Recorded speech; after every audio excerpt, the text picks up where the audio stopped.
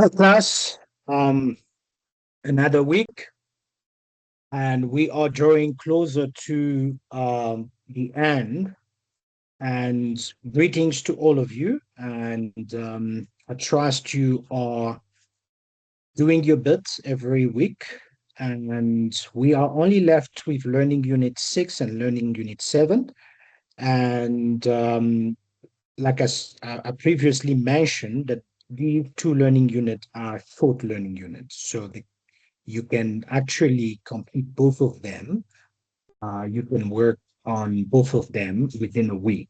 Um, um, Learning Unit 5 was the longest learning unit, but likely Learning Unit 6 and Learning Unit 7 are short learning unit. But as it always our habits, it's important to break down everything. And so as you can see on the screen here, I'm just reminding you that the fast lane is always the lecturer's resources. So always look for that folder in each learning unit. It will always be at the bottom. When you're looking for learning unit 6, you will see it's always at the bottom. You will see the learning unit 6 lecturer resources, and you will see the learning unit 6 timeline, right? So this timeline would basically summarize everything you need to know uh, about learning unit 6, right? Same as I'm sure you know the drill, right? But just to remind anyone who might still struggle a little bit, but I am fairly confident that all of you are well acquainted with the process, right? So look for Learning Unit 7 lecturer resources, and you will see also the LU7 final countdown. So this will also provide you with a quick timeline of what you need, and I make it as a timeline, so as you know what you would need to do first, and etc. So that you know the flow, and it wouldn't take you that long to be done with learning units 6 and learning unit 7. All right. So as you can see, it's just a few clicks.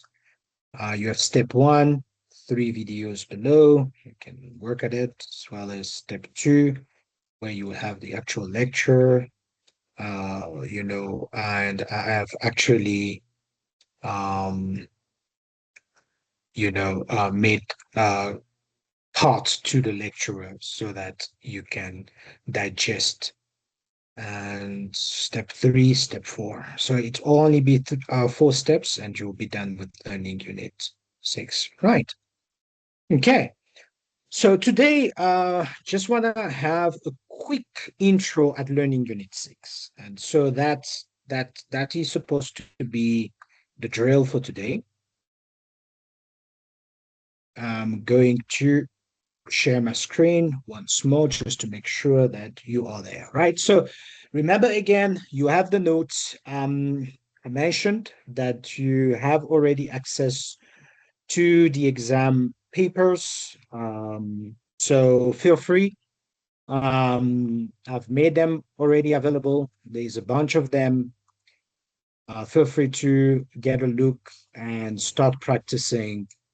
You know, what I would say is that do a paper every week, because you only have 4 weeks, right, remaining.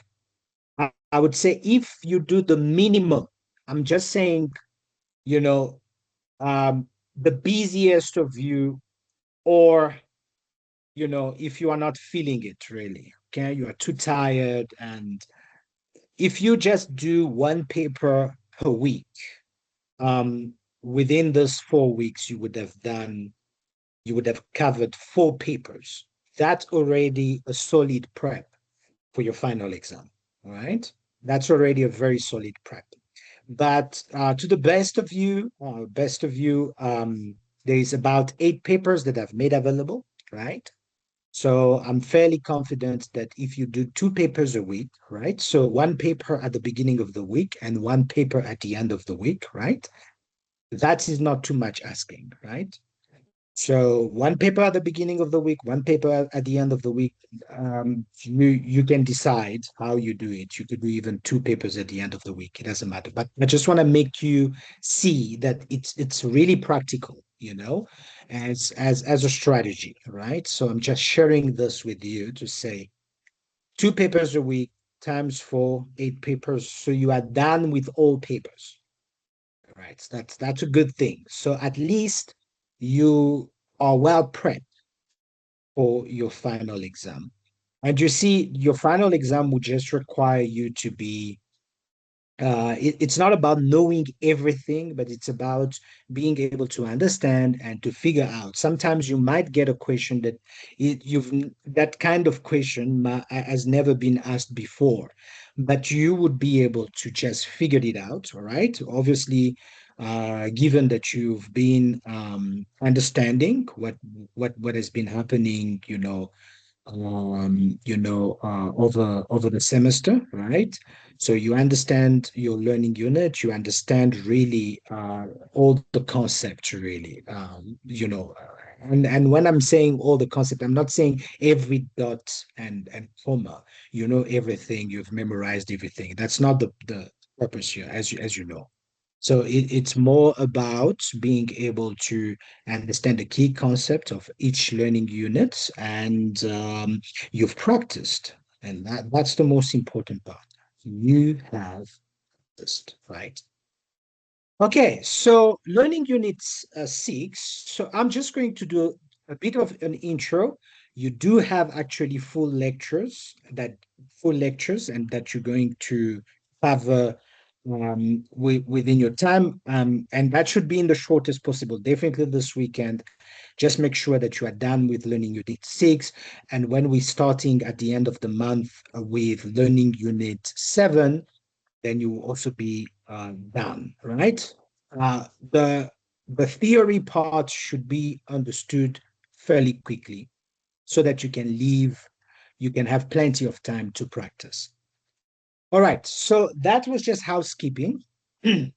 Let's now delve into learning units. And one of the key points here is to understand that, and we've mentioned this fact over the semester, to say that the manufacturing enterprise is slightly different than a retail business, for example, right? Um, and this learning unit will make that more clearer, right? So obviously, as you can see in the breakdown, one thing that is important is let's go quickly over the terminology chart for the manufacturer.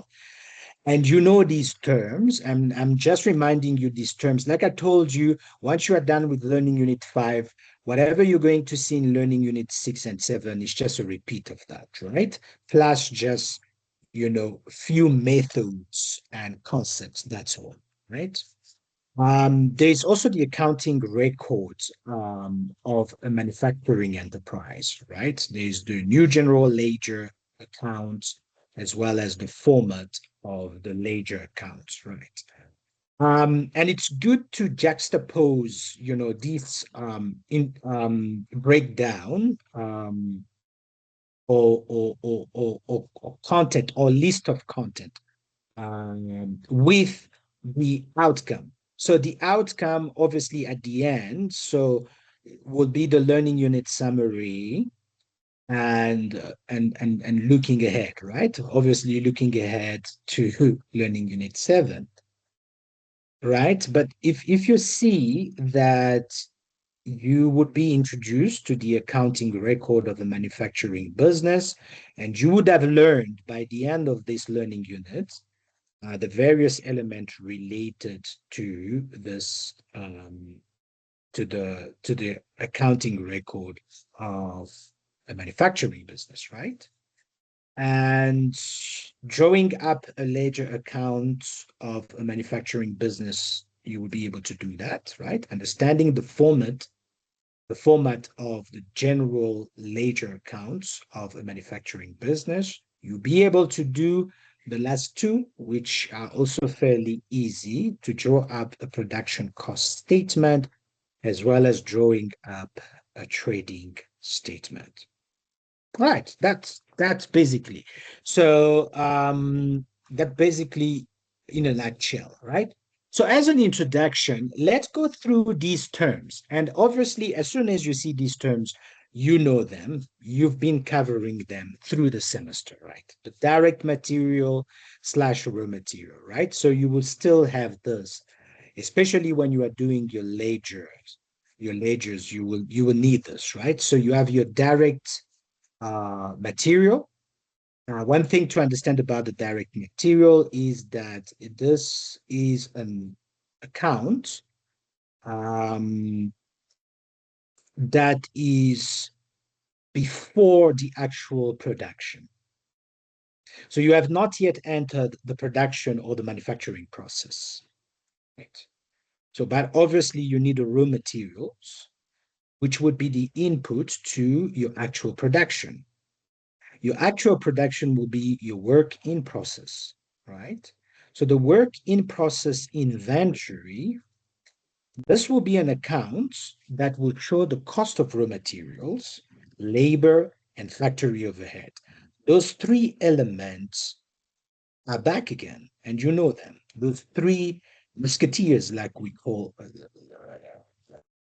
as we often call them, the three musketeers, or the three elements of production, simply, right? All right, but so this account shows these costs. So the cost of raw material, labor, and factory overhead already paid. These are already paid, right?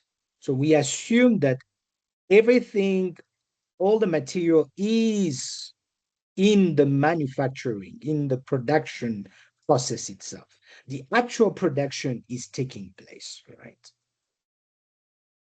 Right? The actual production is taking place. So we can fairly assume that all the costs, direct or indirect, have already been paid during the financial year, right? Finished good. This account indicates the production cost of finished good manufactured during the period. Finished goods.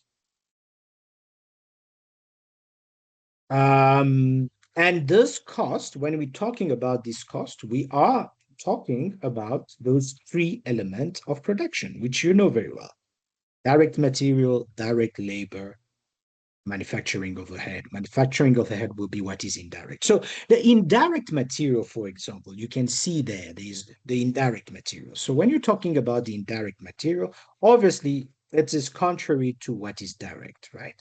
It is not directly related to the manufacturing process of a particular product. It's not directly related, but it is a cost of raw material, but it's just not directly related. It could be, for example, that's kind of a good point, the lubricant or the glue. The glue might have been used to make several chairs. So you can't directly relate it only to one specific chair, right? It is indirect in that sense. I hope that this is quite clear. All right, so you have the direct labor. Let's just go through the motion. All the cost for the employees that are directly involved in the manufacturing of products. All right. Indirect labor would be not directly involved. That could be, for a good example, supervisors, security. They're not directly involved in the actual manufacturing, but still they are involved.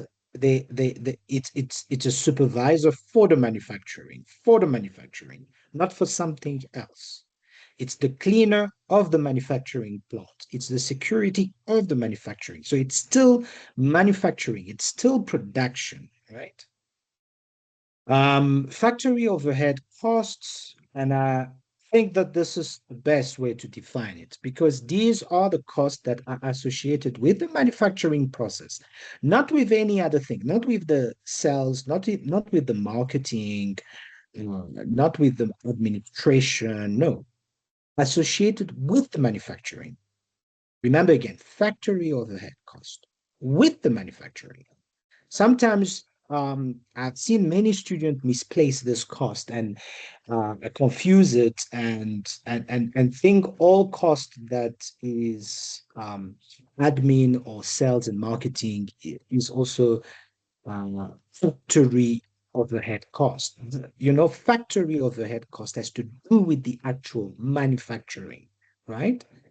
But obviously, we can group all those costs that are not directly identified with the final products. So that would mean that the indirect labor, the indirect material, is also factory overhead cost, right? So not to linger too much, but remember everything that is indirect in the manufacturing, in the production, will be factory overhead. It is indirect, right? There's only that two direct costs, which is your direct material as well as your direct labor. I don't want to give you a headache, but you know this. But I was just coming back on these same terms will be used in this learning unit and in the next one, right?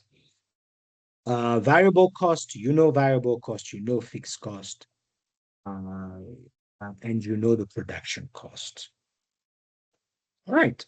So let's quickly touch on some few concepts here, you know, as an introduction, so that you, you understand that once we are touching at these accounts, let's say the direct material, direct labor, as well as the manufacturing overhead. So these are accounts, right? And we're going to do ledgers for each one of them, right? A ledger, you know, a ledger, it's going to be with, it's a simple, basically, it's like a scale, right? You know your ledgers. This is how a normal ledger account would look like. You would have a debit and a credit. You can see the ledger, right? You will have a left and a right side to it, right? So fairly simple. So debit, credit, you know your ledgers, right? So as we did say that the direct material, direct labor, and the manufacturing overhead will be inputs to what? To your production. What is the main account, therefore? The main account is this one. The main account is your work in process or manufacturing account. So your working process is your manufacturing account, is your production account, whatever name you want to put it. That's where the actual transformation is taking place. That's your work in process, right?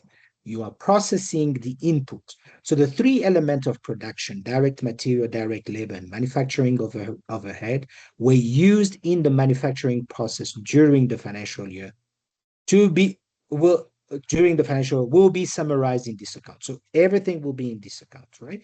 But it's not yet completed, right? So just because something is in process, we need to separate to distinguish that from a finished product. Once it is finished, then it's moved to the finished goods, right? So easy. That's transition. I'm sure that you understand that. So after we've processed, then we have a finished product, right? We have a finished product. And that's the part where I want to bring you to this. This is very good. Over the years, this simple drawing has helped many, many students. It's just a way that I've put for all of you to see the sequence. And that will be basically it's really for this short session. It's just to show you. Picture this. You have all these, the three elements of production, the three musketeers, as we call them, direct labor, direct material, and factory overhead. And the work in process. Obviously, look at your ledger. This is your normal ledger account, right? As you can see on the debit side, what comes in, what comes in is the material, right? So when we say trade payable, for example, we are saying we are buying on credit materials. So we are buying the direct material on credit. We are buying some material cash because here we can see bank, that will most likely be cash. We have an opening inventory, means that, what was left from last period comes in as opening for this new period, right? And on the other side, you would have what will come out. So what we've brought in as material, we will send it where? We will send it to the production, which is your work in process. I trust this makes sense. And that's the reason why you see work in process on your right. So on your right side, you see the work in process because this comes in factory overhead, factory maintenance, factory electricity, factory rent, depreciation of equipment, indirect material, all these things. Money goes out to pay for these things, and we send these things to, so we debit money, money goes out, and we credit these things. We credit them to the work in process.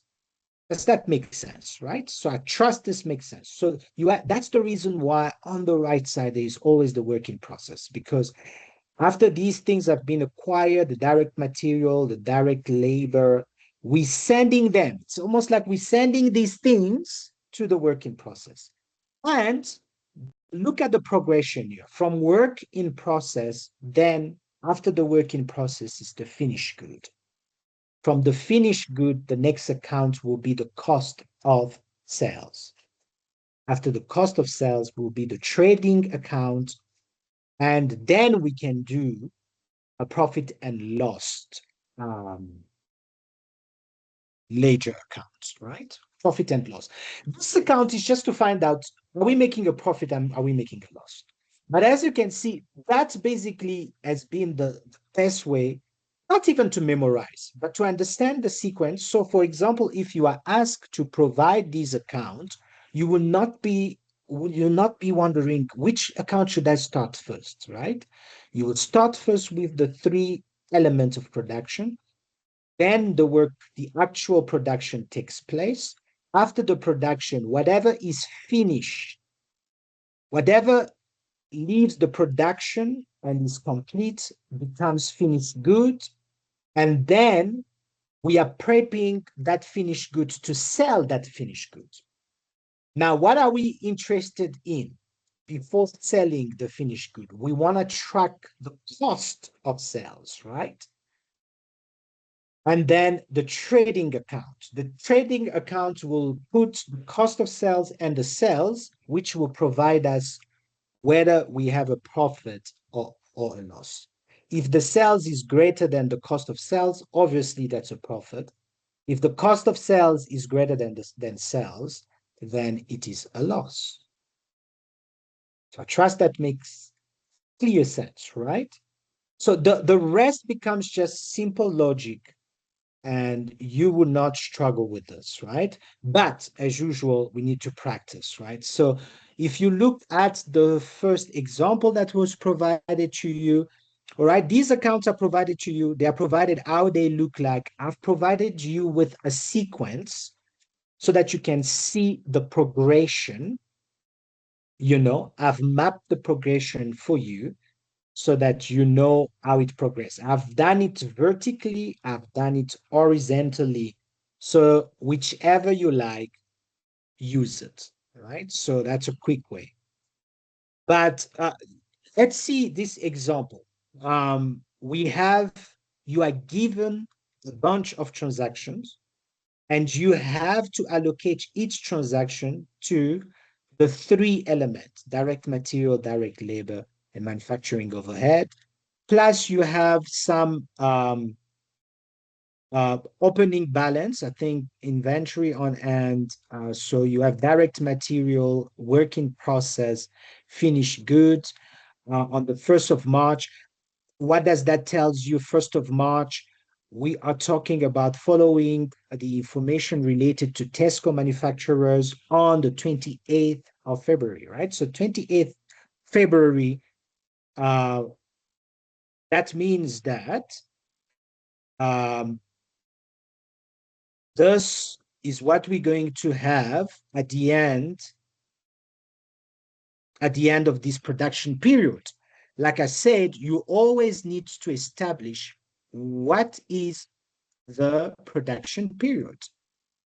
So the production period is definitely in February.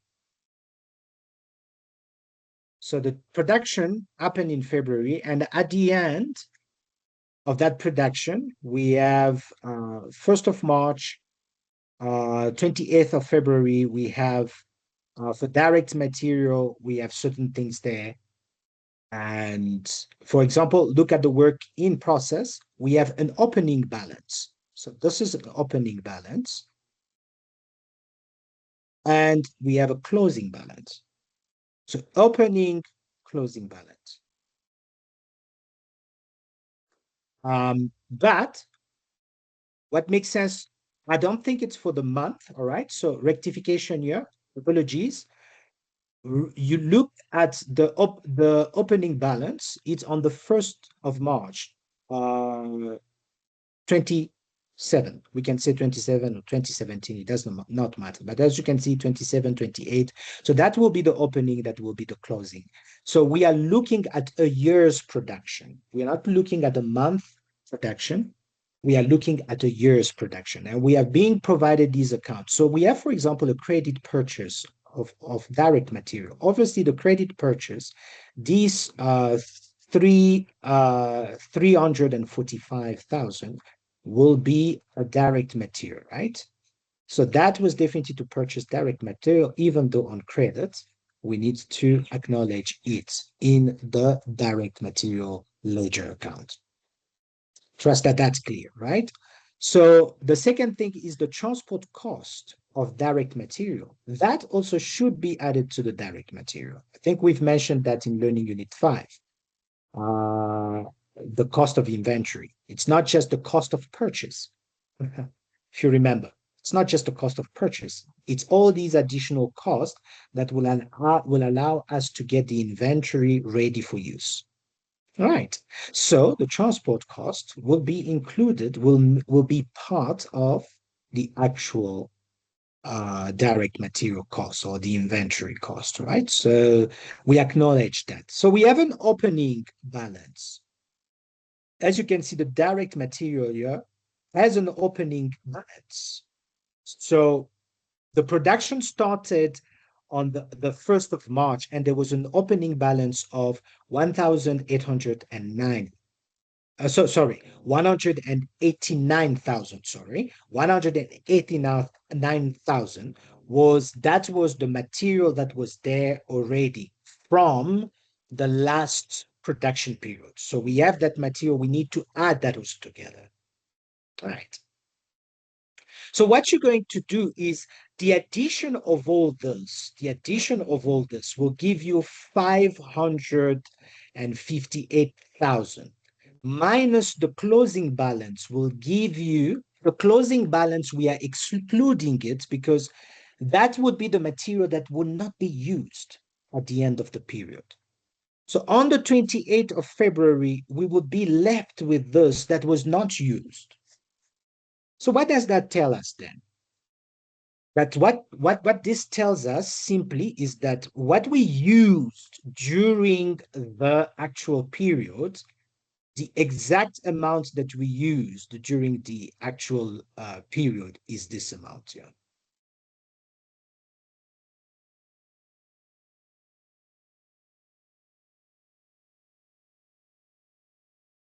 Right? And basically that means that this is the material that was paid for that is going to go for the actual production, right? That is going to go for the actual production, right? So I trust that that's clear. The same process apply for direct labor, but in the case of direct labor, we don't really have an opening balance for direct labor. It really does not exist, right? an opening balance and a closing balance, right? People are not machines, okay? People are not, material, right? They are people. So there is no something like an opening and a closing balance. So the amount that was given for the direct labor is the amount that we will have here, right? So this is the amount that we have for the period in question. And this period, which is a year period production, sometimes you can be provided a month production. So always remember, like I said last time, always figure out what is, just like I did at the beginning, I figured out what was the period. And I can see it's a year period because I can look at the beginning, the opening, and the closing. And I can see it's a year period. Sometimes you might be provided a month period. Sometimes you might be provided a quarter period. So you just need to know what is the timeline for the production, right? Same thing for everything that is remaining here: indirect labor, indirect material, maintenance for the factory, sundry manufacturing overhead, electricity 75% related to factory. You're going to do 75%, right, of it. Depreciation of factory equipment, depreciation of office equipment that we don't take into account, but depreciation for factory equipment we take into account. Basically, you add up all of these. Rent, 80% related to the factory, so this rent will be multiplied by 0.8. Just like electricity, the 189,000 was multiplied by 0.75. Simple, right? You know these calculations. We've gone through them. I'm not going to repeat very much, but that will provide you with the total. And this total, it is understood. This total will go straight. That's what we're going to send for the actual production. So how would the actual production accounts look like? So as an introduction, you can see so everything we received from the three previous ledger accounts: direct material, direct labor, and manufacturing overhead. Here they are, everything we received. And you can see the arrows. The arrows are not lying. They're pointing you exactly. So there's nothing that you can say, well, I don't understand something here. Everything is pointing. So for what is coming into the working process is this. Logically, right? Because these are all the elements we're going to use for the production. At the end of the production, we will get finished good, and finished good will be on the other side. Come in on one side, goes out on the other side. Comes in on one side, goes out on the other side. Make sense? Right. So, but how we figure out basically, so the total here plus the opening. Remember, always check, is there an opening balance? Is there a closing balance for work in process? Yes, there is. There is an opening, there is a closing. Opening will be always at the beginning. So what was left from last period that was not completed, that is not finished good, So there were things that were in the process of production, but they were not completed at the end of the period, right? So we add them with the new material that came in, we add up everything together. This gives us a total. This total minus the closing, because we have closing balance. Closing balance means that don't include it in this year's production. Don't include it. This is what is going to be left at the end of the period. So that's the reason why you need to minus. You need to minus this total minus this will give you the finished good. So we can be certain that when it comes to the finished good, this 953,000, that is finished good. And this finished good will be credited to the finished good accounts. Look at the finished good accounts, right? Look at this amount here that you're seeing here. Do you see it? You can see that this amount is here. So, and it says work in process because it came from the work in process. Trust that that's clear, crystal clear. It came from the work in process. I hope you are seeing my let me just highlight it then, as you can see, the work in process, right? So it came from here, this year, this year, right? So I hope you can see it clear, right? And the finished goods also, there is an opening balance. All right. So we write the opening balance. There's also a closing balance. Look at where you're putting the opening balance. Look at where you're putting the closing balance. Opening balance, closing balance. All right. The closing balance also is here. Just to remind you. So when you want to do this calculation of minusing this total, because you're going to take what came in from the work in process account plus what was opening balance. So you take this opening balance, you add them together, you have this 1,110,735 minus the closing balance gives you basically the cost of sales here. And what does this mean? I think we can close here. And as an intro, you can already have a good idea. But like I said, you have more in-depth lectures that are waiting for you, right? As well as tutorials, right? But I hope that this quick introduction gave you a quick idea, right? But what does this mean? The fact that there is a closing balance, right? Closing balance means obviously this was not sold. This was not sold. The 220,500 were not sold. The cost of sales is related to the finished goods that was sold. It is the cost of sales of those, right?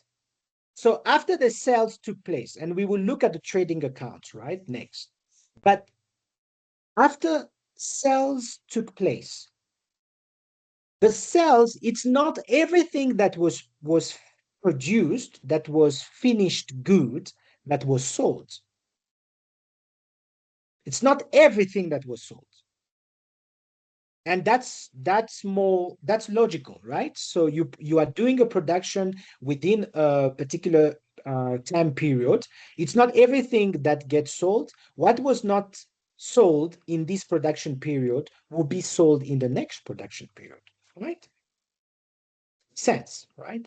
So remember again, the cost of sales is the cost of sales of finished goods. Sold is the cost of sales of the finished goods sold, because some were not were unsold, were not sold, and this is the amount of those that were not sold, 220,000. Right. All right, guys. Please send me your questions. Please post your questions as well in our chat. That always helps for practice for the entire class. All right. Wishing you all the best, and I hope you enjoyed this introduction.